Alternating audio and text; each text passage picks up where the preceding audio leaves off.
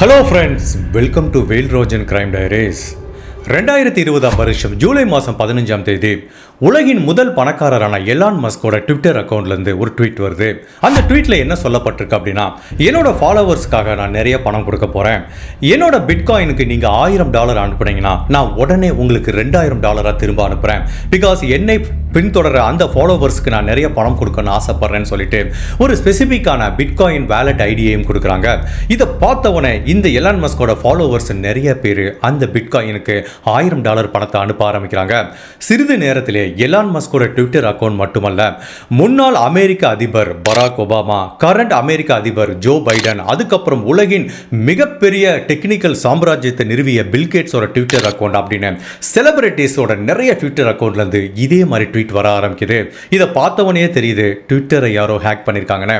Twitter அப்படிங்கிறது எவ்வளவு சேஃப்டியான, அதிக மக்கள் பயன்படுத்துகிற ஒரு பிளாட்ஃபார்ம், அதை எப்படி ஹேக் பண்ணி இவ்வளோ பெரிய செலிபிரிட்டிஸ் அக்கௌண்ட்லேருந்து இந்த மாதிரி ட்வீட் பண்ணாங்க அப்படின்னு ஒட்டுமொத்த இணையதளத்தையே இது மிகவும் அதிர்ச்சியாகிச்சு. இவ்வளோ பெரிய நெட்வொர்க்கே ஹேக் பண்ணியிருக்கானா, அவன் எவ்வளோ பெரிய திறமசாலியாக இருக்கணும், அவனுக்கு பின்னாடி எவ்வளவு நெட்வொர்க் இருக்கணும் அப்படின்னு நினச்சி பார்த்தா அதுதான் கண்டிப்பாக கிடையாது. இவ்வளோ பெரிய வேலையை பார்த்தது 17 வயசு ஒரு சின்ன டீனேஜ் பையன் அப்படின்னு சொன்னால் உங்களால் நம்ப முடியுதா? இணையதளம் எவ்வளவு ஆபத்தானது அப்படிங்கிறதா இந்த வழக்கு நமக்கு உணர்த்த போகுது. பிகாஸ் நம்மளையும் அறியாமல் நம்மளோட பர்சனல் டீட்டெயில்ஸ் நிறைய நம்ம இந்த மாதிரி இணையதளத்தில் ஷேர் பண்ணுவோம். மற்றவங்க கிட்ட தான் ஒரு பெருமையான வாழ்க்கையை வாழ்கிறோம் அப்படிங்கிற காமிக்கிறதுக்காக நான் எங்கே டூர் போகிறேன், என்கிட்ட எவ்வளோ பணம் இருக்குது, நான் எவ்வளோ காஸ்ட்லியாக வாட்ச் கட்டியிருக்கேன், என்கிட்ட எவ்வளோ பெரிய வீடு இருக்குது, ஹவுஸ் டூர் காமிக்கிறேன்னு சொல்லிட்டு நம்ம நிறைய தம்பட்டம் அடித்து வீடியோ போடுறோம் பார்த்தீங்களா? அது எவ்வளோ பெரிய பேராபத்தில் முடிய போகுது அப்படிங்கிறது இந்த வழக்கு நம்மளுக்கு உணர்த்த போகுது. யார் இந்த 17 வயசு பையன், அவன் எப்படி இந்த ட்விட்டர் நெட்வொர்க்கை ஹேக் பண்ணா? இதுதான் இவனோட பிரதான தொழிலா. இந்த ஹேக்கிங் பண்ணுறதுக்கு முன்னாடி அவன் என்ன பண்ணா, எப்படி இந்த நெட்வொர்க்கை ஹேக் பண்ணா, இதுக்கப்புறம் அவனோட வாழ்க்கை எப்படி இருந்தது, இது மூலமாக அவனுக்கு எவ்வளவு பணம் கிடைச்சது அப்படிங்கிற ஒரு வித்தியாசமான ஹேக்கிங் ஸ்டோரியை பார்த்தா இன்னைக்கு நம்ம இந்த வீடியோவில் பார்க்க போகிறோம். இன்கேஸ் இந்த வீடியோ உங்களுக்கு பயனுள்ளதாக இருந்துச்சு அப்படின்னா உங்கள் நண்பர்கள்கிட்டையும் குடும்ப உறவுகள்கிட்டையும் மறக்காமல் ஷேர் பண்ணுங்க. இப்போ ரீசெண்ட் டேஸில் ஹேக்கிங் அப்படிங்கிற வார்த்தையை நல்லா கேள்விப்பட்டிருப்பீங்க. பட் நிறைய பேத்துக்கு உண்மையிலே ஹேக்கிங் எப்படி பண்ணுறாங்கிறது தெரியாது. அதை தான் இந்த வீடியோவில் நம்ம ரொம்ப டீட்டெயிலாக பார்க்க போகிறோம். ஹேக்கிங்கை பற்றி நீங்கள் நல்லா தெரிஞ்சுக்கிறதுக்கு இந்த வீடியோ ஒரு நல்ல வாய்ப்பாக இருக்கும். உலகின் நம்பர் 1 பணக்காரர் எலான் மஸ்க்கு விபூதி அடிச்சு அந்த 17 வயசு சின்ன பையன் யாருங்கிறத நம்ம தெரிஞ்சுக்கிறதுக்கு முன்னாடி உங்கள் டைம் 2 செகண்ட்ஸ் எனக்காக ஸ்பெண்ட் பண்ணி என்னோட வீடியோஸ் உங்களுக்கு பிடிச்சிருந்துச்சுன்னா லைக் பண்ணுங்க, கமெண்ட் பண்ணுங்க. கமெண்ட் பண்ணுறதுக்கு டைம் இல்லாட்ட கூட பரவாயில்ல, ஸ்டார் ரேட்டிங், ஹார்ட் சிம்பிள் என்ன வேணாலும் கொடுங்க. பிகாஸ் நீங்கள் கொடுக்குற ஒவ்வொரு கமெண்ட்டும் தான் என்னோட வீடியோக்கு ட்ராக்ஷன் கிடைக்கும்.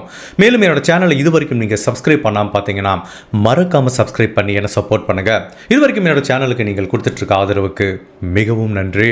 ஒட்டுமொத்த ட்விட்டர் நெட்வொர்க்கை அலற விட்ட அந்த சின்ன பையன் யூஎஸ்ல இருக்க புளோரிடாவை சேர்ந்த கிராம் ஈவான் கிளார்க் அப்படிங்கிற ஒரு சின்ன பையன் தான்.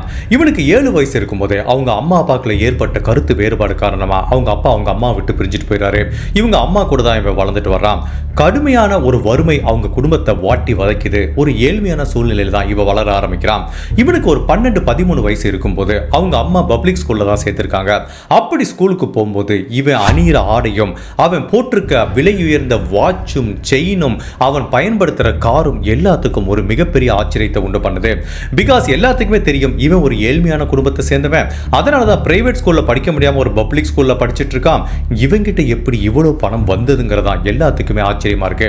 அப்படி இருந்தால் கூட இவங்கிட்ட நிறைய பணம் இருக்கிறதுனால அவன் கூட படிக்கிற ஸ்டூடெண்ட் எல்லாருமே இவங்கிட்ட ஃப்ரெண்டாக ஆரம்பிக்கிறாங்க. இவனுக்கு நிறைய ஹோம்ஒர்க் பண்ணி தராங்க. இவனோட எக்ஸாமை இவனுக்கு பதில் அவங்களே எழுதி சீட் பண்ணுறாங்க. அதுக்கு ஃபேவரா தன்னோட ஃப்ரெண்ட்ஸுக்கு என்னென்ன தேவையோ அதெல்லாம் வாங்கி தர்றான். அவங்களுக்கு ஆடம்பர பொருள் வாங்கி தர்றான். நிறைய பார்ட்டி பண்ணுறான். மொத்தத்தில் அவங்களுக்கு பண ரீதியான என்ன தேவை இருக்கோ அதை எல்லாத்தையும் இவன் நிவர்த்தி பண்ணுறான். ஒருத்தருக்கு ஒருத்தர் பெனிஃபிட் இருக்கிறதுனால யாருமே இவங்கிட்ட ரொம்ப கொஸ்டின் கேட்கறது இல்லை, இந்த பணம் உனக்கு எங்க இருந்து வருதுன்னு. அதுக்கு மேலே யாராவது ஒருத்தர் கேட்டா உடனே அந்த டாப்பிக்கை மாத்திடுவான். திரும்ப திரும்ப கேட்டாங்கன்னா அவங்க ஃப்ரெண்ட்ஷிப்பை கட் பண்ணி விட்டுருவான். இந்த சின்ன பையன்கிட்ட இவ்வளவு பணம் எப்படி இருக்குங்கிறது எல்லாத்துக்குமே ஒரு மிஸ்ட்ரியாக தான் இருக்கு. இந்த டயத்தில் இவங்க அம்மா இவங்க குடும்பத்தை காப்பாற்றுறதுக்காக கடுமையாக உழைக்கிறாங்க. இரவு பகல் பாராம நைட் ஷிஃப்ட்டுக்கு போகிறாங்க. வீட்டில் அப்பா இல்லை, அம்மா வேலை பார்க்கறதுனால மோஸ்ட் ஆஃப் த டைம் இந்த கிராம் கம்ப்யூட்டர்லேயே டைம் ஸ்பெண்ட் பண்ண ஆரம்பிக்கிறான். அப்போ மைண்ட் கிராஃப்ட் அப்படிங்கிற மாதிரி ஒரு கேம் விளையாட ஆரம்பிக்கிறான். பில்டிங் கன்ஸ்ட்ரக்ஷன் ஒரு கேம். இந்த கேமை பொறுத்த வரைக்கும் மற்ற கேமுக்கும் இதுக்கும் இருக்கிற ஒரு வித்தியாசமான விஷயம் என்ன அப்படின்னா, இதில் உங்களுக்குன்னு ஒரு சர்வர் கிரியேட் பண்ணிக்கலாம். அந்த சர்வரில் நீங்கள் யார் கூட கேம் விளையாடணுமோ அவங்க கூட விளையாண்டுக்கலாம். ஈவன் விர்ச்சுவலாக அந்த நபர் யாருன்னு தெரியாமல் கூட ஆன்லைனில் கேம் விளையாண்டுக்கலாம். ஸோ இந்த கிராம் நிறைய நேரம் இந்த மைண்ட் கிராஃப்ட் அப்படிங்கிற கேமில் தான் டைம் ஸ்பெண்ட் பண்ண ஆரம்பிக்கிறான். அது மூலமாக இவனுக்கு முகம் தெரியாத பல நண்பர்கள் கிடைக்க ஆரம்பிக்குது. இந்த உலகத்தில் நம்ம நிறைய நண்பர்கள் கிடைக்கும் போது அதில் சில கெட்டவங்களும் இருப்பாங்க, சில நல்லவங்களும் இருப்பாங்க. நேராக பார்த்து பழகிற அந்த உலகத்தில் இப்படி இருக்கும்போது முகம் தெரியாத ஒரு விர்ச்சுவல் இந்த இன்டர்நெட் வேர்ல்டில் நம்மளுக்கு நிறைய ஃப்ரெண்ட்ஸ் கிடைக்கும் போது அதில் எவ்வளவு ஆபத்தான மனிதர்கள் இருப்பாங்க அப்படிங்கிறது கிராம் அப்படிங்கிற இந்த பையனுக்கு நல்லாவே தெரிஞ்சிருக்கு. இவன் மைண்ட் கிராஃப்ட் அப்படிங்கிற கேமில் நிறைய டைம் ஸ்பெண்ட் பண்ணிட்டு இருந்தா கூட இவன் பேரலா ஒரு ட்விட்டர் அக்கௌண்ட் வச்சிருக்கான், ஒரு யூடியூப் சேனலும் ரன் பண்ணிட்டு இருக்கான். ஓப்பன் அப்படிங்கிற பேர்ல தான் இது ரெண்டையுமே ரன் பண்ணிட்டு இருக்கான். அதில் மைண்ட் கிராஃப்ட் கேம் சம்பந்தமா நிறைய வீடியோஸ் போட ஆரம்பிக்க விட்டு குறுகிய காலத்திலே இவன் ட்விட்டர்லையும் யூடியூப்லையும் ரொம்பவே ஃபேமஸ் ஆக ஆரம்பிக்கிறான். இவனை தேடி நிறைய ஃபாலோவர்ஸ் வர ஆரம்பிக்கிறாங்க. ஒரு ஸ்டேஜில் இப்போதான் இவனோட 13வது வயசுல இவனோட அந்த கிரிமினல் பிரெயின் கொஞ்சம் கொஞ்சமா வேலை செய்ய ஆரம்பிக்கிறது. நம்மளை நம்பி இவ்வளோ ஃபாலோவர்ஸ் இருக்காங்களா, அவங்கள ஏன் நம்ம ஏமாற்றக்கூடாது அப்படிங்கிறதுக்காக மைண்ட் கிராஃப்ட் சம்பந்தமாக சில விஷயங்களை நான் டிஜிட்டலாக சேல் பண்ணுறேங்கிற மாதிரி அட்வர்டைஸ்மெண்ட் பண்ணுறான்.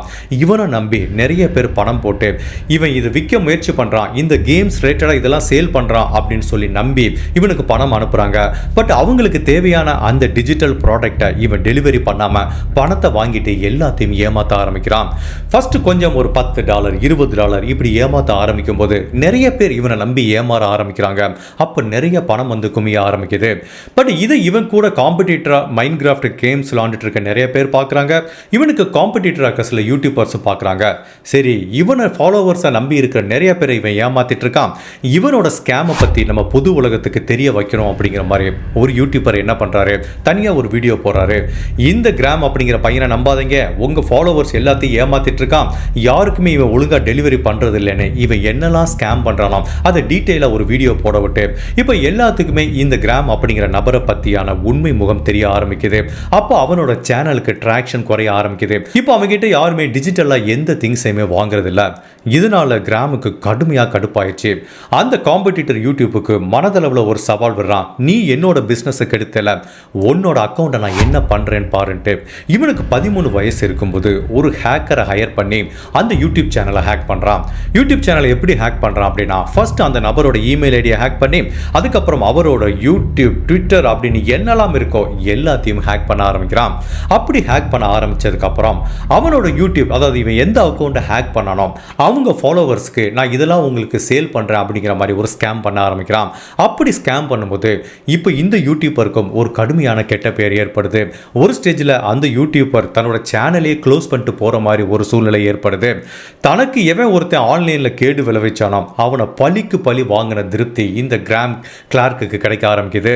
இந்த மாதிரி இன்டர்நெட்ல ஸ்கேம் மூலமா பணம் சம்பாதிக்கிறது எவ்வளவு ஈஸியான விஷயம் அப்படிங்கிறது கிராம் அப்படிங்கிற இந்த பையனுக்கு புரிய ஆரம்பிக்குது. ஓகே, நம்ம எவ்வளவு நாள் தான் யூடியூப்பே தொங்கிட்டு இருக்கிறது, நம்ம அடுத்த லெவலுக்கு போலான்னு பார்க்கும்போது ஓஜி யூசர்ஸ்ங்கிற மாதிரி ஒரு வெப்சைட் இருக்கு. அந்த வெப்சைட்ல என்ன பண்ணுவாங்கன்னா, இந்த மாதிரி சோஷியல் மீடியா அக்கௌண்ட்டை பை பண்ணுவாங்க, இதுல செல் பண்ணுவாங்க. ஃபார் எக்ஸாம்பிள், எங்கிட்ட ஒரு ட்விட்டர் அக்கௌண்ட் இருக்குன்னு வச்சுப்போம். அந்த ட்விட்டர் அக்கௌண்ட்டை நான் ஒரு 5 வருஷமா ரன் பண்ணிட்டு இருக்கேன், அதுக்கு நிறைய ஃபாலோவர்ஸ் இருக்காங்க. இப்போ எனக்கு கொஞ்சம் பணம் தேவை இருக்கு, அதனால அந்த ட்விட்டர் அக்கௌண்ட்டை நான் இன்னொருத்தருக்கு சேல் பண்ணிட்டு அவர்கிட்ட இருந்து பணம் வாங்கிருக்கலாம். இதுக்குரிய ஒரு இன்டர்மீடியட் பிளாட்ஃபார்ம் தான் ஓஜி யூசர்ஸ் அப்படிங்கிற பிளாட்ஃபார்ம். இதுல எந்த மாதிரி அக்கௌண்ட்டுக்கு ரொம்ப டிமாண்ட் இருக்கும் அப்படின்னா, ரொம்ப பழைய அக்கௌண்ட், நிறைய ஃபாலோவர்ஸ் இருக்கிறது, இல்ல செலிபிரிட்டிஸ் அக்கௌண்ட் கூட ரொம்பவே டிமாண்ட் இருக்கும். இப்போ கிராம் என்ன பண்றான், இந்த ஓஜி யூசர்ஸ்ல என்ன மாதிரி அக்கௌண்ட்டுக்கெல்லாம் டிமாண்ட் இருக்கும் அப்படிங்கிற மாதிரி ஒரு லிஸ்ட் எடுக்கும்போது, ஓகே, ரொம்ப ஓல்டு அக்கௌண்ட், ஒரு மில்லியன் கணக்கான ஃபாலோவர்ஸ் இருக்கிற ட்விட்டர் அக்கௌண்ட்டுக்கு டிமாண்ட் இருக்கு அப்படின்னா அந்த அக்கௌண்ட் இதுல சேல் பண்ணா ஒரு $5,000 வரைக்கும் கூட பணம் கிடைக்கிறதுக்கு வாய்ப்பு இருக்கு. பட் அந்த மாதிரி அக்கௌண்ட் இவங்கிட்ட எங்க இருக்கு, அங்கதான் இவனோட கிரிமினல் மூலம் வேலை பார்க்க ஆரம்பிக்குது. ட்விட்டரில் போய் ரிசர்ச் பண்ணுறான், யாரெல்லாம் இந்த மாதிரி மில்லியன் கணக்கான ஃபாலோவர்ஸ் வைக்கிறாங்களோ அவங்களோட அக்கௌண்ட்டை ஒன்று ஹேக் பண்ண ஆரம்பிக்கிறான். ஹேக் பண்ண அந்த அக்கௌண்ட்டை ஓஜி யூசர்ஸ் அப்படிங்கிற இந்த வெப்சைட் மூலமாக சேல் பண்ண ஆரம்பிக்கிறான். ஹேக்கிங் அப்படிங்கிறது ஒரு காமனான வார்த்தை. இப்போ இந்த ட்விட்டர் அக்கௌண்ட்டை கிராம்ங்கிற இந்த ஒரு 15 வயசு பையன் எப்படி ஹேக் பண்ணா அப்படிங்கிறதான் எல்லாத்தையும் ஆச்சரியப்படுத்துது. ஹேக்கிங்க்கு நிறைய விஷயம் இருக்கு. இப்போ இருக்கிற இந்த இன்டர்நெட் வேர்ல்டில் எடுத்துக்கிட்டிங்கன்னா இமெயில் அப்படிங்கிறது தான் ஒரு கோரான விஷயம். பிகாஸ் நம்ம என்ன பண்ணுவோம், எல்லாத்திட்டையுமே ஃபேஸ்புக் இருக்குமா, இன்ஸ்டாகிராம் இருக்குமா, ட்விட்டர் வச்சுருப்போமா, யூடியூப் வச்சுருக்குமா, இது எல்லாத்தையும் பார்த்தீங்கன்னா நம்மளோட இமெயில் மட்டும்தான் லிங்க் ஆகிருக்கும். எல்லாருமே 2-3 இமெயில் வச்சுருந்தா கூட நம்மளுக்கு ப்ரைமரியாக ஒரு இமெயில் இருக்கும். அந்த இமெயிலில் தான் மோஸ்ட் ஆஃப் த டைம் இந்த சோஷியல் மீடியா அக்கௌண்ட் எல்லாமே லிங்க் ஆகிருக்கும். ஜஸ்ட் இமேஜின் பண்ணி பாருங்கள், ஒரு ஹேக்கர்ஸ் கிட்ட உங்கள் இமெயில் அக்கௌண்ட் கிடைக்கிதுன்னு வச்சுக்கோங்களேன். அந்த இமெயில் வழியாக உங்கள் இன்ஸ்டாகிராமில் லாக்இன் பண்ண முயற்சி பண்ணலாம். ஃபர்கட் பாஸ்வேர்ட் கொடுத்து அதை அவரால் ரெக்கவர் பண்ண முடியலாம். ஒஸ்ட் கேஸில் 2 ஸ்டெப் ஆத்தென்டிகேஷன் சொல்லுவாங்க. அப்போ என்ன பண்ணுவாங்க, இமெயிலையும் தாண்டி ஒரு ஃபோன் வந்து உங்கள் இன்ஸ்டாகிராம் அக்கௌண்ட்டோட லிங்காக இருக்கும். ஸோ ஒட்டுமொத்தத்தில் உங்கள் சோஷியல் நெட்வொர்க்குக்கு கோர் அப்படின்னு எடுத்துக்கிட்டிங்கன்னா நீங்கள் யூஸ் பண்ணுற இமெயிலும் உங்களோட ஃபோனும் தான்.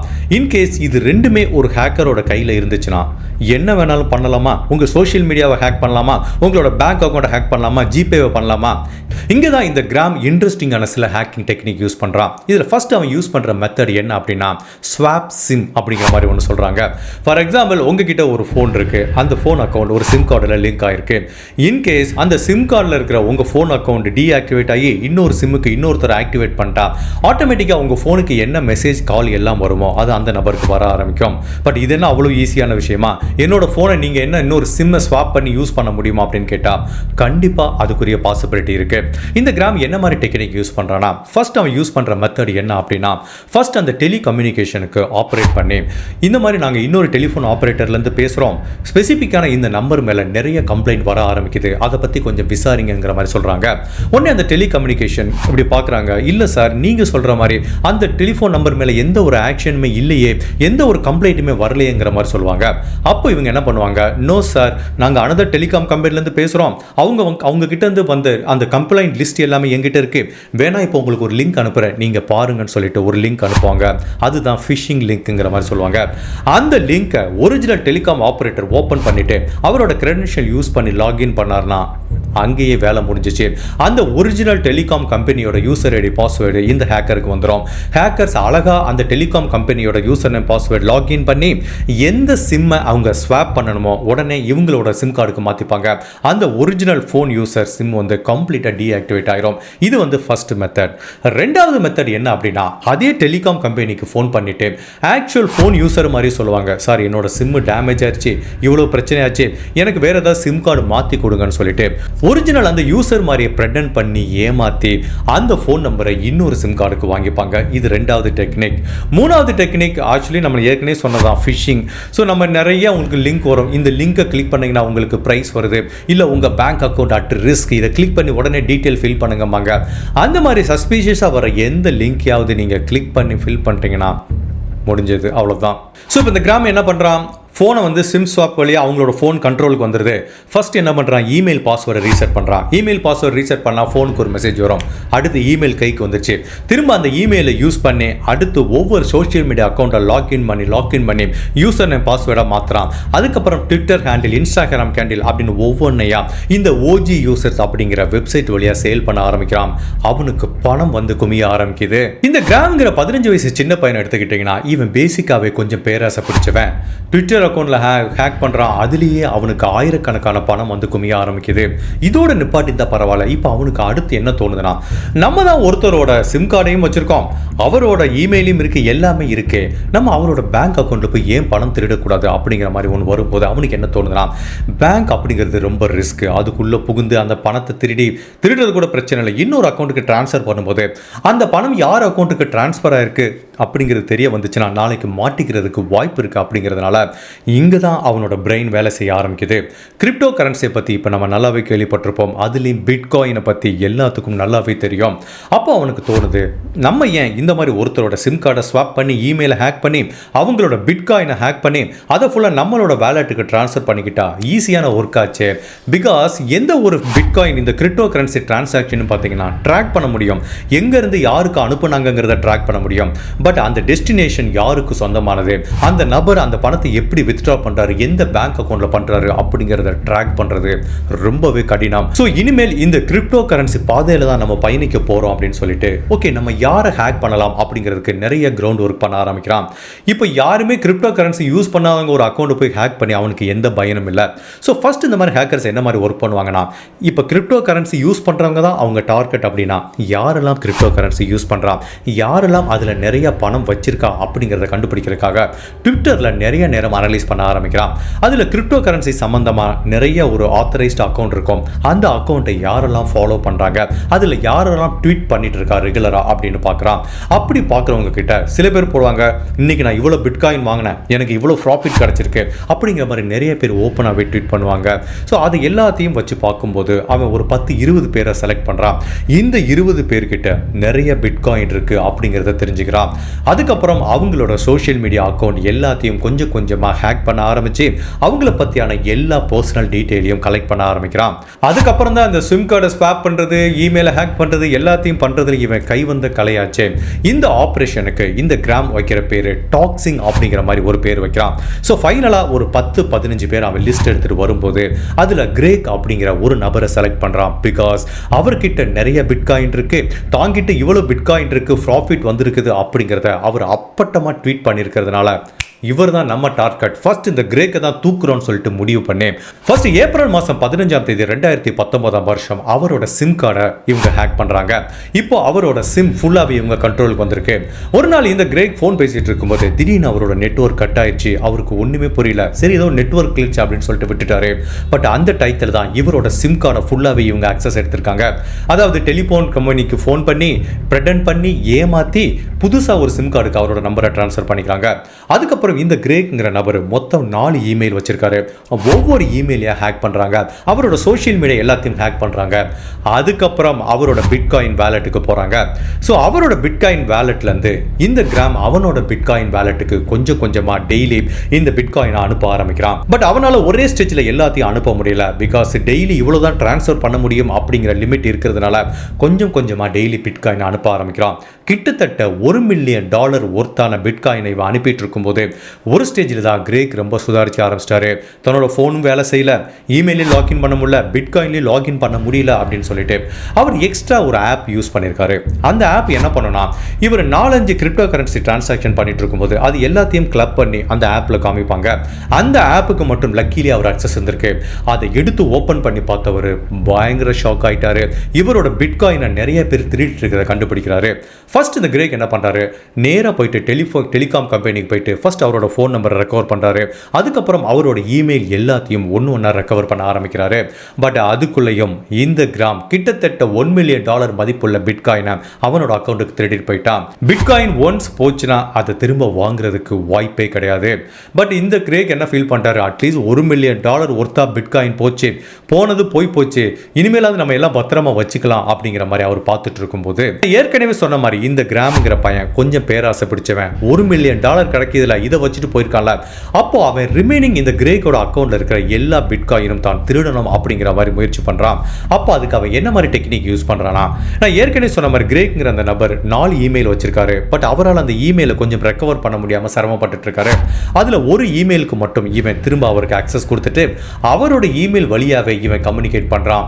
த்ரெட்டனிங்கா நிறைய மெசேஜ் அனுப்புறான். நான் எவ்வளவு கேபபிளான பர்சன் உனக்கு தெரியும், உன்னோட அக்கௌண்ட் பிட்காயின் எல்லாத்தையும் ஹேக் பண்ணியிருக்கேன், உனக்கு நான் இன்னொரு சான்ஸ் தரேன், உன்னோட அக்கௌண்ட்ல இருக்க எல்லா பிட்காயினையும் எனக்கு அனுப்பு, அப்படி இல்லைனா உன்னோட அக்கௌண்ட்ல இருந்து நான் திருடப்பட்ட எல்லா பர்சனல் டீட்டெயிலையும் நெட்வொர்க்ல விட்டுருவேன் அப்படிங்கிற மாதிரி சொல்லி பயங்கரமான ஒரு த்ரெட்டனிங் மெசேஜ் அனுப்புறான். பட் கிரேக் அவர் மீதம் இருக்கிற அந்த பிட்காயினை இந்த ஹேக்கருக்கு அனுப்புறதுக்கு அவர் ரெடியா இல்ல.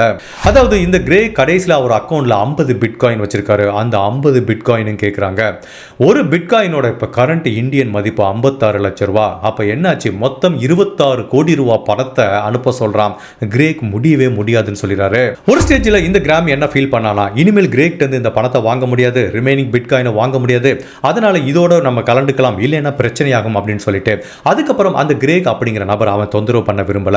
பட் அதே டைத்தில் இவன் ரொம்ப பேராசை பிடிச்சவன் அப்படிங்கிறதுக்கு இன்னொரு எக்ஸாம்பிள் நான் சொல்றேன். இந்த ஹேக்கிங் ஆபரேஷனை இவன் தனியா பண்ணல, இன்னொரு 2 பேரை உதவிக்கு வச்சுட்டு பண்ணியிருக்கான். அவங்க 2 பேருமே ஹேக்கர்ஸ் தான். பட் இவன் திருடப்பட்ட பணத்திலிருந்து 60% ஷேரை அந்த 2 ஹேக்கர்ஸ்க்கும் கொடுக்குறங்கிற மாதிரி அக்ரிமெண்ட் போட்டிருந்தான். இவன் கடைசியில் அந்த ஹேக்கர்ஸையும் ஏமாத்திட்டான். அதுலேயும் அந்த ஹேக்கர்ஸ் பயங்கர கடுப்பாயிட்டாங்க.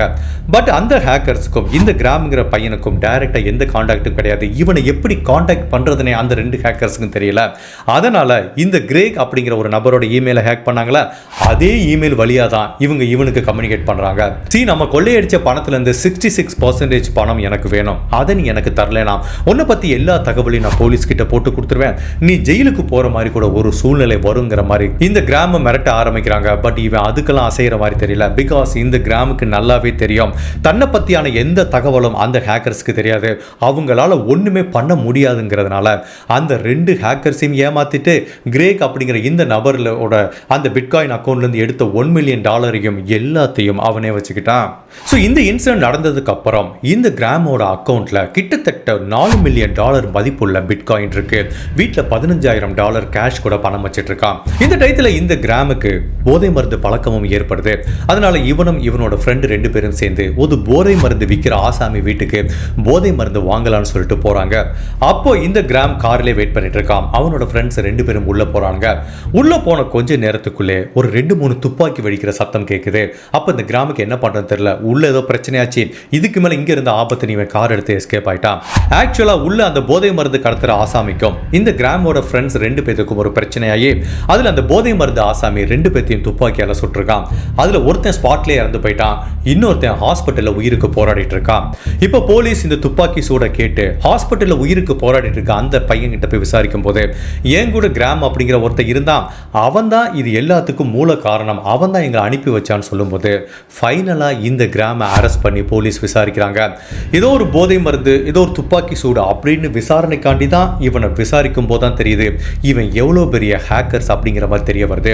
இப்போ போலீஸ் சந்தேகப்பட்டு அவனோட வீடை, லேப்டாப் எல்லாத்தையும் செக் பண்ணி பார்க்கும்போது அவன் வீட்டில் $15,000 கேஷ் வச்சிருக்கான், மொத்தம் $4 மில்லியன் ஒர்த்துள்ள பிட்காயின் வச்சிருக்கான். ஸோ இந்த மாதிரி ஹேக்கிங் பண்ணி நிறைய பேரை ஏமாத்தி பணம் சம்பாதிக்கிறானே. முதல் டைமா இந்த 16 வயசு கிராம் அப்படிங்கிற பையனை போலீஸ் அரெஸ்ட் பண்றாங்க. பட் அப்படி அரெஸ்ட் பண்ணா கூட இந்த பணம், இந்த பிட்காயின் எல்லாமே திருடப்பட்டது அப்படிங்கிறத போலீஸால நிரூபிக்க முடியல. போலீஸ் அவங்க கிட்ட இருக்க எவிடன்ஸை வச்சு எவ்வளவோ முயற்சி பண்ணா கூட அந்த கிரேக் அப்படிங்கிற ஒரு நபர்கிட்ட இருந்து திருடப்பட்ட $1 மில்லியன் ஒர்த்தா பிட்காயினை மட்டும்தான் திருடப்பட்டது அப்படிங்கிறத போலீஸால சொல்ல முடியுது. தவிர ரிமைனிங் இருக்க $3 மில்லியன் ஒர்த்தான பிட்காயின் எங்க இருந்து வந்தது அப்படிங்கிறது போலீஸால சொல்ல முடியல. இப்போ போலீஸுக்கு இவனை அரெஸ்ட் பண்றதா என்னன்னு தெரியல. பிகாஸ் இவன் ஒரு மைனர், 18 வயசு கீழே இந்த மாதிரி சைபர் கிரைம் பண்ற எந்த ஒரு சின்ன பசங்களையும் தண்டிக்கிற சட்டம் அமெரிக்கால அப்ப இல்லைங்கிறதுனால இவனை என்ன பண்றதுனே போலீஸுக்கு தெரியல. அப்போ ஃபைனலா போலீஸ் அவங்கிட்ட உட்காந்து ஒரு டீலிங் பேசுறாங்க. உனக்கு இன்னொரு சான்ஸ் தரோம், உன்னை ஒரு வார்னிங்கோட அரெஸ்ட் பண்ணாம எந்த ஒரு ப்ராசிக்யூஷன் பண்ணாம உன்னை விட்டுறோம். $1 மில்லியன் நீங்க அபிஷியலா திருந்த மாதிரி ரெக்கார்டு எங்கிட்ட இருக்கு, அந்த $1 மில்லியன் எங்கிட்ட கொடுத்துரு, அதுக்குரிய ஓனர் கிட்ட நாங்க சேர்த்துறோம். ரிமைனிங் $3 மில்லியன் நீயே வச்சுக்கோ, பட் இனிமேல் இந்த மாதிரி குற்றங்களை நீ ஈடுபடக்கூடாது அப்படின்னு சொல்லிட்டு ஒரு வார்னிங் கொடுத்து $3 மில்லியன் பிட்காயினோட இவனை ரிலீஸ் பண்றாங்க. ஒரு 16 வயசு 17 வயசு டீனேஜ் பையனுக்கு $3 மில்லியன் பணம் கிடைச்சிருக்கு. சட்டப்படி அவன் மேல எந்த ஆக்ஷனும் எடுக்காம அவனை ரிலீஸ் பண்ணிட்டா. இதுக்கப்புறமா அது ஒழுங்கா படிச்சு உருப்புற வழியை பார்க்கலாம்ல. அப்பவும் இவனோட பேராசை இவனை தொடர்ந்து துரத்திட்டு வருது. இன்னுமே நிறைய பணம் சம்பாதிக்கணும், இந்த மாதிரி ஹேக் பண்ணி சம்பாதிக்கணும் அப்படிங்கிற மாதிரி அவனுக்கு தோணும் போது, ஏற்கனவே நான் சொல்லியிருக்கேன் ஓஜி யூசர்ஸ் அப்படிங்கிற வெப்சைட் வழியா இவங்க ட்விட்டர் அக்கௌண்ட்டை நிறைய ஹேக் பண்ணி சேல் பண்ணுவாங்க. அதையே ஏன் நம்ம திரும்ப பண்ணக்கூடாது அப்படிங்கிற மாதிரி ஃபீல் பண்ணுறான். பட் இந்த டைம் அதை கொஞ்சம் பெரிய லெவலில் பண்ணலாங்கிற மாதிரி ஃபீல் பண்ணுறான். சும்மா சின்ன சின்ன அக்கௌண்ட்டை திருடிலாம் போர் அடிக்குது, ஒட்டுமொத்த ட்விட்டரே தூக்குறான், அதில் இருக்கிற எல்லா அக்கௌண்ட்டையும் ஹேக் பண்ணுறான். அதுவும் ட்விட்டரோட இப்போ கரண்ட் ஓனர் எலான் மஸ்க் அக்கௌண்ட்டே தூக்குறோங்கிற மாதிரி முடிவு பண்ணுறாங்க. அதுக்காக இவன் என்ன பண்ணுறான், பக்காவாக ஒரு ஸ்கெட்ச் போடுறான். இவன் அப்படி அக்கௌண்ட்டை ஹேக் பண்ணதுக்கப்புறம் ஓஜி யூசருங்கிற அந்த வெப்சைட்டில் இந்த மாதிரி அக்கௌண்ட்டை சேல் பண்ணிட்டு இருக்க 2 பேரை கான்டாக்ட் பண்ணுறாங்க. அந்த 2 பேர்கிட்ட இவன் டீலிங் பேசுகிறான். நான் ட்விட்டரில் பெரிய பெரிய ஃபாலோவர்ஸ் இருக்க நிறைய அக்கௌண்ட் எனக்கு அக்சஸ் இருக்கு, நான் அந்த அக்கௌண்ட்டை உனக்கு தர்றேன், நீ இந்த ஓஜி யூசர்ஸ்ங்கிற வெப்சைட்ல செல் பண்ணி கொடு, நீ ஒரு புரோக்கர் கமிஷன் மாதிரி எடுத்துக்கோ, அது எவ்வளோ அமௌண்ட்டுக்கு அதை சேல் பண்ணுறியோ என்கிட்ட கொடுக்குறியாங்கிற மாதிரி 2 பேர்கிட்ட டீலிங் பேசுகிறான். அந்த 2 பேரும் அதுக்கு சரிங்கிற மாதிரி சொல்கிறாங்க. சரின்னு சொல்லிட்டு இவனும் அந்த ட்விட்டரை ஹேக் பண்ணுறதுக்கு பக்காவாக ஒரு பிளான் போகிறான். ஜூலை மாதம் 15ஆம் தேதி 2020 ட்விட்டரை தூக்குறதுக்கு நாள் குறிக்கப்படுது. நம்ம எல்லாருமே என்ன நினச்சிட்டு இருக்கோம், ஹேக்கிங்னா இன்னொருத்தன் கம்ப்யூட்டரில் புகுந்து திருடுறது அப்படிங்கிற மாதிரி நினைச்சிட்டு இருக்கோம். பட் ஹேக்கிங்லே நிறைய விஷயம் இருக்கு, ஹேக்கிங்லே நிறைய மெத்தட் இருக்கு. இந்த கிராம் யூஸ் பண்ற டெக்னிக் வேற லெவல்ல இருந்திருக்கு. 2020 நம்மளுக்கே தெரியும், கோவிட் பயங்கரமா ஸ்ப்ரெட் ஆயிட்டு இருந்தனால நிறைய கம்பெனிஸ் அவங்க எம்ப்ளாயிஸ் எல்லாத்தையும் வீட்டில் இருந்தா ஒர்க் பண்ண சொன்னாங்க. ஜென்ரலா நம்ம ஆஃபீஸில் ஒரு நெட்வொர்க்ல இருந்து பண்ணும்போது அதோட செக்யூரிட்டி வேற லெவலில் இருக்கும். பட் வீட்டில் இருந்து ஒர்க் பண்ணும்போது அந்த செக்யூரிட்டி லெவல் கொஞ்சம் குறைஞ்ச மாதிரி தான் இருக்கும். இந்த ட்விட்டர் எம்ப்ளாயிஸ் எல்லாருமே வீட்டில் இருந்து வேலை பார்க்க ஆரம்பிக்கிறாங்க. அப்போ இவன் இவன் என்ன பண்ணுறான் அப்படின்னா, ட்விட்டர்லேயே நிறைய டீம் இருப்பாங்க, மேனேஜ்மெண்ட் டீம் இருப்பாங்க, டெக்னிக்கல் டீம் இருப்பாங்க, ஆப்ரேஷன்ஸ் டீம் நிறைய பேர் இருப்பாங்க. இவன் ட்விட்டரில் தான் வேலை பார்க்குற ஒரு டெக்னிக்கல் டீம் மாதிரி ஒருத்தருக்கு ஃபோன் பண்ணி, ட்விட்டர் ஆப்ரேஷன் டீமில் இருக்கிறதுக்கு ஃபோன் பண்ணி, இந்த மாதிரி ட்விட்டரில் நிறைய இஷ்யூஸ் போயிட்டுருக்கு, கிளச்சஸ் போயிட்டுருக்கு, ஸோ உங்ககிட்டேருந்து கொஞ்சம் டீட்டெயில்ஸ் வேணும், நாங்கள் ஒரு ஃபார்ம் தரோம், ஃபில் பண்ணுங்க அப்படிங்கிற மாதிரி சொல்லிட்டு ஒரு ட்விட்டர் எம்ப்ளாயிக்கு அனுப்புகிறான். அவரும் இவன் உண்மையிலேயே ட்விட்டரோட டெக்னிக்கல் பர்சன் அப்படிங்கிறத நம்பி அவரும் ஒரு ஃபார்மை ஃபில் பண்ணி கொடுக்குறாரு. பட் அவர் எப்போ அந்த ஃபார்மை ஃபில் பண்ணுறாரோ அப்போயே அவரோட ட்விட்டரோட அட்மின் அக்கௌண்ட்டை இவங்க ஹேக் பண்ணிடுறாங்க. அப்படி அந்த அக்கௌண்ட்டை ஹேக் பண்ணிட்டு பார்க்குறாங்க, அவரோட அக்கௌண்ட் எல்லாத்துலேயும் அவங்களால லாகின் பண்ண முடியுது. இந்த கிராமம் இப்போ என்ன முயற்சி பண்ணுறான் அப்படின்னா, ட்விட்டரில் யாருக்கெல்லாம் அதிக லெவலில் ஆக்சஸ் இருக்குது, அதாவது ஒட்டுமொத்த ட்விட்டர் அக்கௌண்ட்டையும் கண்ட்ரோல் பண்ணுற மாதிரி யாருக்கெல்லாம் ஆக்சஸ் இருக்கோ அவங்க அக்கௌண்ட்டை ஹேக் பண்ணுறதா அவனோட முதல் நோக்கம். ஸோ ஃபஸ்ட்டு ஒரு சில எம்ப்ளாயிஸை இந்த மாதிரி ஏமாற்றி அவங்க அக்கௌண்ட்டை ஹேக் பண்ணி பார்க்குறான். இந்த யூசருக்கு யார்கிட்டலாம் ஆக்சஸ் இருக்குன்னு பார்த்தா சில பேருக்கு பெரிய லெவலில் இல்லை, இப்படியே ஒரு 100-150 பேரை அப்படி ஹேக் பண்ணிட்டு வரும்போது ஃபைனலாக ஒரு ஹை லெவல் ப்ரொஃபைல் அவனுக்கு கிடைக்குது.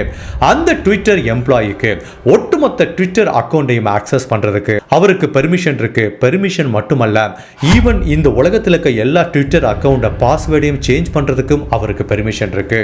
இதை தான் இந்த கிராம் எதிர்பார்த்துட்டு இருந்தான். உடனே அவர் அக்கௌண்ட்டை ஹேக் பண்ண அடுத்த நிமிஷமே பெரிய லெவலில் இருக்க எல்லா அக்கௌண்ட்டோட பாஸ்வேர்டையும் மாற்ற ஆரம்பிக்கிறான். Elon Musk, Barack Obama, Bill Gates, Joe Biden அப்படின்னு யாருக்கெல்லாம் மில்லியன் கணக்கான ஃபாலோவர்ஸ் இருக்க எல்லா அக்கௌண்ட்டையும் ஹேக் செய்யப்படுது. அதுக்கப்புறம் ஓஜி யூசர் அப்படிங்கிற இந்த வெப்சைட்டில் இந்த அக்கௌண்ட் எல்லாத்தையும் சேல் பண்ண முயற்சி பண்ணுறான். அதுக்கு 2 பேர் உதவி செய்கிறாங்க. அப்படி சேல் பண்ண முயற்சி பண்ணும்போது இவங்க 3 பேரும் எதிர்பார்த்த மாதிரி யாருமே அந்த அக்கௌண்ட்டை வாங்குறதுக்கு ரெடியாக இல்லை. பிகாஸ் இது எல்லாத்துக்குமே தெரியுது, ரொம்ப ஃபேமஸான அக்கௌண்ட், இது ஏதோ ஹேக் பண்ணியிருக்காங்க, இப்போ நம்ம ஃபேமஸ் ஆகணுங்கிற மாதிரி ஆசைப்பட்டு வாங்கிட்டு நாளைக்கு எனி டைம் அதை திரும்ப ரெக்கவர் பண்ணிட்டாங்கன்னா நம்மளுக்கு பிரச்சனையிலே மாட்டிப்போம், இவங்ககிட்ட கொடுத்த பணமும் வேஸ்ட்டாக போயிடும்னு சொல்லிட்டு சரியாக யாருமே இவங்க ஹேக் பண்ண அக்கௌண்ட்டை வாங்குறதுக்கு ரெடியாக இல்லை. இது இவங்க 3 பேத்துக்கும் ஒரு பெருத்த ஏமாற்றத்தை உண்டு பண்ணுது.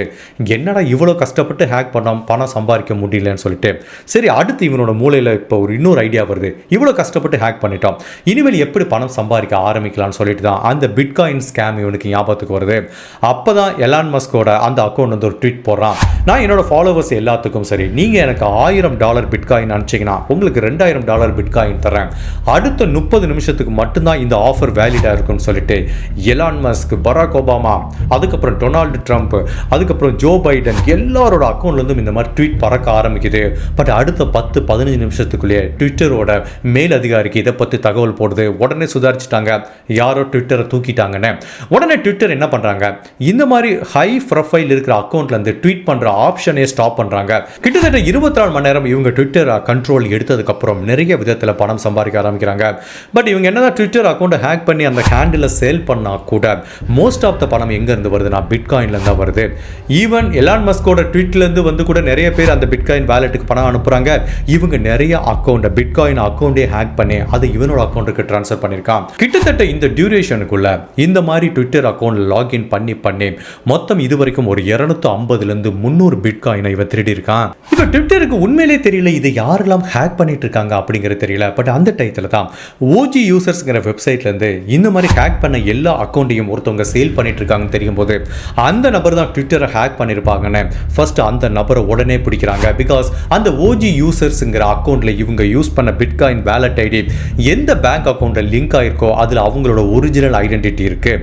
ஸோ அந்த நபர் யாருன்னு கண்டுபிடிக்கும் போது அவர் 18 வயசு மேசன் அப்படிங்கிற அவனும் ஒரு சின்ன பையங்கிறத கண்டுபிடிக்கிறாங்க. பட் அவன் இங்கிலாந்துலேருந்து ஆப்ரேட் பண்ணிட்டு இருக்கான். அவங்ககிட்ட விசாரிக்கும் போது அவன் என்ன சொல்றான், நீங்க சொல்ற மாதிரி ட்விட்டர் அக்கௌண்ட்டை நான் ஹேக் பண்ணல, கிர்க் அப்படிங்கிற ஒரு நபர், அதாவது இந்த ஓஜி யூசர் அக்கௌண்ட் வச்சிருக்க ஒரு நபர் என்கிட்ட சொன்னாரு, நான் இந்த மாதிரி ட்விட்டரில் எந்த அக்கௌண்ட் வேணாலும் எடுத்து உனக்கு தர முடியும், நீ எனக்கு சேல் பண்ணி தரியாங்கிற மாதிரி கேட்டாருன்னு சொல்றாங்க. ஃபர்ஸ்ட் அவர் சொன்னதை நம்பல, வேணா எனக்கு ஒரு அக்கௌண்ட்டை நீ எடுத்து காமின்னு சொல்லும்போது உடனே ஒரு அக்கௌண்ட்டை ஹேக் பண்ணி காமிச்சான். எனக்கு அது ரொம்ப பிடிச்சிருந்துச்சு, சரி நம்மளுக்கு நிறைய பணம் கிடைக்குன்னு சொன்னேன். பட் இவன் ஹேக் பண்ணி பெரிய பெரிய அக்கௌண்ட்லாம் திருடுவாங்கிறது எனக்கு தெரியாது. ஸோ எனக்கும் இந்த ஹேக்கிங்கு சம்மந்தம் கிடையாது. கிர்க் அப்படிங்கிற அந்த ஐடி இருக்கிற ஒருத்தன் தான் வந்து என்கிட்ட இந்த மாதிரி ஹேக் பண்ணி அக்கௌண்ட்லாம் கொடுத்தான், இதை நான் பண்ணவே இல்லைங்கிற மாதிரி மேசன் சொல்றான். மேலும் இதே மாதிரி ஓஜி யூசர்ல அக்கௌண்ட் செல் பண்ணிட்டு இருக்க இன்னொரு நபரையும் நபரையும் பிடிக்கிறாங்க. அந்த நபரும் இதே தான் சொல்கிறான். ஒருத்தர் ஹேக் பண்ணி தர்றாரு, நாங்கள் சேல் பண்ணிட்டு இருக்கோம், எங்களுக்கு இதுக்கும் சம்பந்தம் இல்லைங்கிற மாதிரி சொல்கிறாங்க. பட் ஃபைனலாக கிட்டத்தட்ட இந்த இன்சிடென்ட் நடந்து 2 வாரம் கழிச்சு இந்த ட்விட்டர் ஹேக்கிங்க்கு மூல காரணமாக இந்த கிராம் அப்படிங்கிற இந்த 17 வயசு பையனை போலீஸ் அரெஸ்ட் பண்ணுறாங்க. இந்த பையனை எப்படி அரெஸ்ட் பண்ணாங்க, எப்படி அவனை ட்ராக் பண்ணி போனாங்க அப்படிங்கிற தகவல் சரியாக கிடைக்கல இன்டர்நெட்டில். பட் 2 வாரத்துக்குள்ள இந்த கிராம போலீஸ் அரெஸ்ட் பண்ணியிருக்காங்க. இப்போ அவனை விசாரணை கூட்டிட்டு வரும்போது இந்த ஹேக்கிங்கை நான் பண்ணவே இல்லை அப்படிங்கிற மாதிரி அவன் டினை பண்ணுறான். பட் இவனை பற்றி பேக்ரவுண்ட் செக் பண்ணி பார்க்கும்போது இவன் தன்னோட 13வது வயசுலேருந்து இந்த மாதிரி ஹேக் பண்ணிட்டு வர்றான் அப்படிங்கிறத போலீஸ் கண்டுபிடிக்கிறாங்க. இவனுக்கு இந்த விசாரணை பண்ணும்போது 17 வருஷம் ஒரு 7 மாதம் ஆயிருக்கு. கிட்டத்தட்ட இன்னொரு 5 மாதம் வந்தால் இவனுக்கு 18 வயசு நிறைவுபடுது.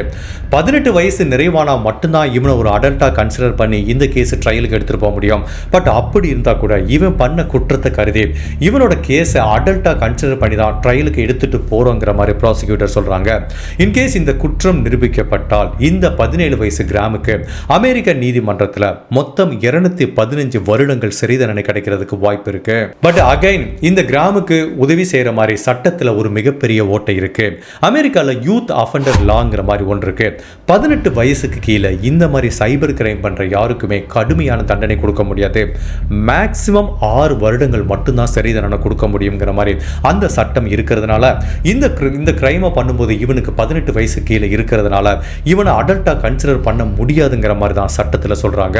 இப்படியே பலவிதமான குழப்பங்கள்ல இந்த வழக்கோட விசாரணை போயிட்டு இருக்கும்போது கிட்டத்தட்ட 7 மாதங்கள் இவன் சிறை தண்டனை அனுபவிச்சுட்டு இருக்கான். ஃபைனலா ப்ராசிக்யூட்டர் இவங்கிட்ட ஒரு டீல் பேசுறாங்க. சரி ஓகே, இந்த குற்றத்தை நான் தான் பண்ணேங்கிறத நீ ஒப்புக்கோ, ஒன்றை நாங்கள் மைனராக கன்சிடர் பண்ணி இதை ப்ராசிக்யூட் பண்ணுறோம், அப்படி பார்த்தா உனக்கு என்ன கிடைக்கும், மேக்ஸிமம் 6 வருடங்கள் சிறை தண்டனை கிடைக்குங்கிறாங்க. இந்த டீல் இவனுக்கு ரொம்பவே பிடிச்சிருந்தது. அதனால் இந்த குற்றத்தை நான் தான் பண்ணேங்கிறத கன்ஃபெஷன் பண்ணிக்கிறான். அவனை 18 வயசுக்கு கீழே இருக்க மைனர்னு சொல்லி இந்த கேஸை ப்ராசிக்யூட் பண்ணும்போது அவனுக்கு ஜஸ்ட் 6 வருடங்கள் மட்டும்தான் சிறை தண்டனை கிடைக்குது. அதுவும் 3 வருடங்கள் சிறை தண்டனை, 3 வருடங்கள் ப்ரொபேஷன் பீரியட்.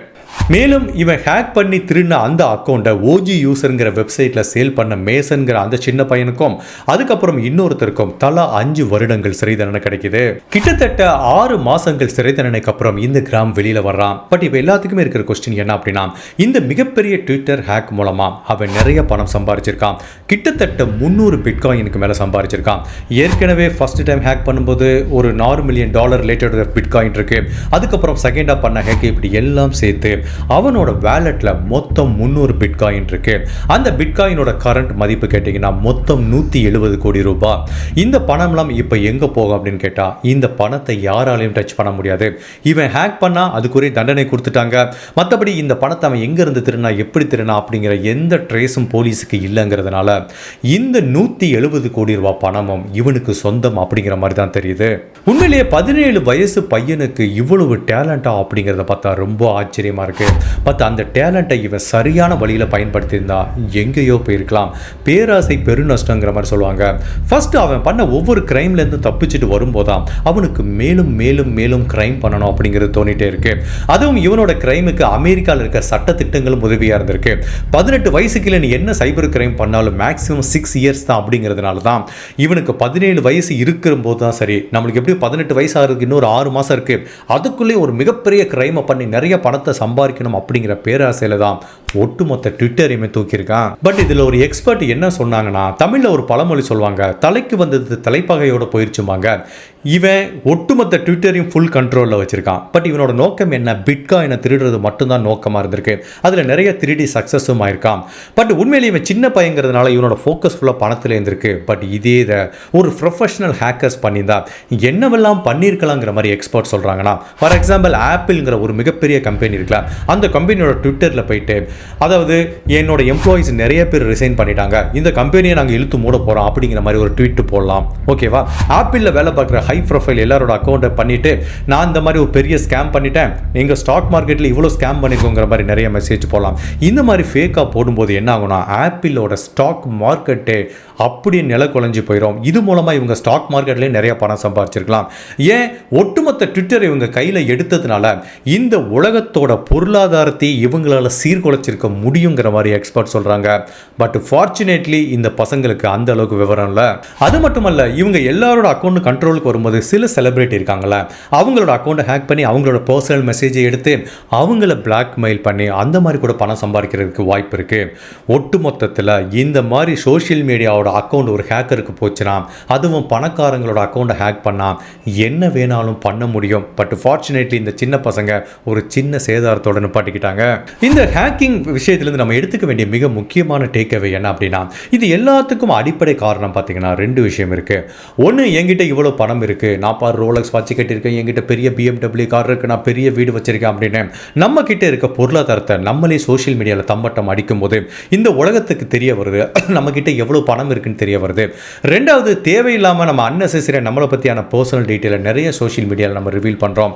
சில சமயம் ஏதாவது பணம் வருது, ப்ரைஸ் மணி வருது, நம்ம தகவலை கொடுக்கறதும் சரி, நம்மளோட இமெயில், ஃபோன் நம்பர் எல்லாத்தையும் அன்னெசரியாக நிறைய இடத்துல ஷேர் பண்ணுறோம். ஸோ இந்த கேஸை பார்த்ததுக்கு அப்புறம் நம்ம எல்லாரும் கற்றுக்க வேண்டிய விஷயம் என்ன அப்படின்னா, நம்ம கிட்ட இருக்க பொருளாதாரத்தை பற்றியோ, நம்ம பெரிய லெவலில் டூர் போனதை பற்றியோ, நம்மளை பற்றி ரொம்ப பெரிய லெவலில் தம்பட்டம் அடிக்காமல், சோஷியல் மீடியாவில் பப்ளிஷ் பண்ணாமல், நம்ம கிட்ட இருக்க பொருளாதாரத்தையும் நம்மளை பற்றியான பர்சனல் டீட்டெயிலையும் வெளி உலகத்துக்கு காட்டிக்காமல் இருக்கிறதா நல்லது. அன்லஸ் அன்டில் இந்த மாதிரி ஹேக்கர்ஸ் கண்ணில் நம்ம படாத வரைக்கும், இன்கேஸ் பட்டுட்டு நம்மளை டார்கெட் பண்ணிட்டாங்கன்னா, நீங்கள் திங்க் பண்ணி பாருங்கள், Elon Musk, Barack Obama, Joe Biden அக்கௌண்ட்டே ஹேக் பண்ணுறவங்களுக்கு நம்மலாம் ஒன்றுமே கிடையாது. இப்போ எல்லாரும் நம்ம திங்க் பண்ணலாம், அவங்ககிட்ட என்னப்பா அவ்வளோ காசு இருக்குது, அக்கௌண்ட் நம்ம அக்கௌண்ட்டை ஹேக் பண்ணி என்ன பண்ண போகிறாங்கன்னு நினைக்கலாம். பட் நம்ம அக்கௌண்ட்லேயும் கொஞ்சமாவது பணம் வச்சுருப்போம்ல. கஷ்டப்பட்டு நீங்கள் 10 வருஷம் 15 வருஷம் உழைச்சி ஒரு 10 லட்ச ரூபா சேவ் பண்ணி வச்சுருக்கீங்கன்னா அந்த பணத்தை திருடிட்டு போயிட்டா என்ன பண்ணுவீங்க? இல்லை உங்கள் பர்சனல் ஃபேமிலி போட்டாவோ, இல்லை பர்சனல் டீட்டெயில்ஸ் எல்லாத்தையும் யாராவது திருடிட்டு போயிட்டு அதை நாளைக்கு நான் இன்டர்நெட்டில் ரிவீல் பண்ணிடுவேன், காசு கொடுத்து மிரட்டுறதுக்கும் வாய்ப்பு இருக்குல்ல. ஸோ இதுக்கெல்லாம் இடம் குடிக்காமல் இன்டர்நெட்டை ரொம்ப கவனமாக நம்ம பயன்படுத்தணும் அப்படிங்கிறதுக்கு தான் இந்த கேஸ் பெஸ்ட் எக்ஸாம்பிள். தமிழில் ஒரு பழமொழி சொல்லுவாங்க, அழகு இருக்கிற இடத்துல தான் ஆபத்து இருக்குங்கிற மாதிரி சொல்லுவாங்க. இன்டர்நெட் ரொம்ப அழகான விஷயம், ரொம்ப பயனுள்ள விஷயம், அதே டயத்தில் ஆபத்து நிறைஞ்சு இருக்கிற விஷயம். நான் ஒன்னே ஒன்று சொல்கிறேன், ஒரே வார்த்தை சொல்வேன், இந்த இன்டர்நெட் உலகத்தில் எங்கேயுமே எதுவுமே சேஃப் கிடையாது. மேக்ஸிமம் நம்மளுக்கு ப்ரைவேட்டாக இருக்கிற திங்ஸை ஆன்லைனில் வச்சுக்காம ஆஃப்லைனில் வச்சுக்கிறதா பெட்டர் அப்படிங்கிற மாதிரி நான் சொல்வேன். அது மட்டும் இல்லை, இந்த கேஸில் நம்ம எடுத்துக்க வேண்டிய இன்னொரு முக்கியமான விஷயம் என்ன அப்படின்னா, நான் சொன்ன மாதிரி இந்த ஹேக்கர்ஸ் ஃபர்ஸ்ட் என்ன பண்ணுறாங்க, சிம்மை ஸ்வாப் பண்ணுறாங்க, அதுக்கப்புறம் நம்ம இமெயிலை ஹேக் பண்ணுறாங்க. இப்போ நிறைய பேர் நீங்கள் பார்த்தீங்கன்னா தெரியும், இமெயிலை நம்ம ஏதோ ஸ்டோரேஜ் மாதிரி யூஸ் பண்ணுவோம், நம்மளோட பர்சனல். சில பேர் பார்த்தீங்கன்னா இன்டர்நெட் பேங்கிங் பாஸ்வேர்டு வச்சுருப்பாங்க, அதுக்கப்புறம் அவங்க இமெயில் பாஸ்வேர்டு வச்சுருப்பாங்க. அந்த மாதிரி நிறைய சென்சிட்டிவான விஷயத்தை இமெயில் அவங்களுக்கே அவங்க அனுப்பிச்சுப்பாங்க, நீங்கள் பார்த்துருக்கீங்க. ஸோ உங்கள் இமெயில் அக்கௌண்ட்டை ஹேக் பண்ணால் என்ன ஆகும், நம்மளே எல்லா டீட்டெயில்ஸையும் அந்த ஹேக்கர்ஸ் கொடுக்குற மாதிரி இருக்கும். ஸோ கோயிங் ஃபார்வர்ட் எந்த ஒரு பர்சனலாவோ இல்லை பாஸ்வேர்ட் மாதிரி சென்சிட்டிவான டீட்டெயில்ஸையோ இமெயிலில் எப்போவுமே ஸ்டோர் பண்ணி வைக்காதீங்க. அதுவும் உங்கள் பர்சனல் ஃபோட்டோஸ் எதாவது இருந்துச்சுன்னா கண்டிப்பாக இமெயிலில் ஸ்டோர் பண்ணி வைக்காதீங்க. அது எல்லாத்தையும் தாண்டி இன்கேஸ் நல்லா ஒர்க் பண்ணிட்டு இருக்க உங்கள் ஃபோன் திடீர்னு ஒர்க் ஆகலைன்னு வச்சுக்கோங்களேன், அதை கொஞ்சம் சோம்பேறி படாமல் ஏதோ நெட்வொர்க் இஷ்யூன்னு கன்சிடர் பண்ணாமல், பக்கத்தில் இருக்க எல்லாரும் ஃபோனும் ஒர்க் ஆகுது, உங்கள் ஃபோன் மட்டும் ஒர்க் ஆகலைனா உடனே டெலிகாம் ஆப்ரேட்டர் காண்டாக்ட் பண்ணி என்ன நடந்ததுன்னு கேளுங்க. உங்கள் சிம் கார்டை கூட ஸ்வாப் பண்ணுறதுக்கு வாய்ப்பு இருக்குது. இந்த ட்விட்டர் ஹேக்லேருந்து நம்ம இன்ட்ரெஸ்டிங்கான சில விஷயங்களை, சேஃப்டியான சில விஷயங்களை கற்றுக்கிட்டோங்கிற மாதிரி நான் நினைக்கிறேன். பட் இந்த 17 வயசு பையனோட பிரெயினை பற்றி நீங்கள் என்ன நினைக்கிறீங்க? உங்களோட கருத்தை மறக்காமல் இந்த வீடியோவில் பதிவு பண்ணுங்கள். இந்த மாதிரி அனதர் கேஸில் உங்களை சந்திக்கிறேன். Till then, bye.